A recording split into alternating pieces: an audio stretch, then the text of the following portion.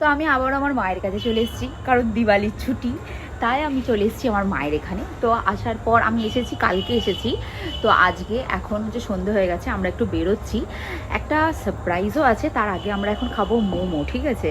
তো আমি আর ইনায়া এখন রেডি হয়ে গেছি, লামিয়াও রেডি হয়ে গেছে, ওর হচ্ছে মানে বিএমডব্লিউটাকে বার করছে, মানে স্কুটি।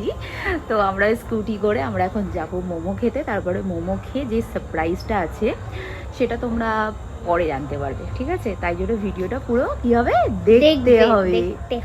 দেখো আমাদের মোমো চলে এসেছে।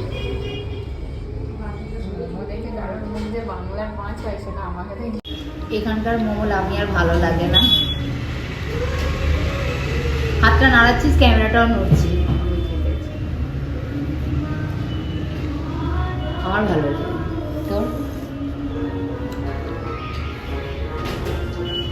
এই যে আস্তে আস্তে একটা পার্সেল চলে এসছে, এটা একটু পরে তোমাদের সাথে শেয়ার করবো।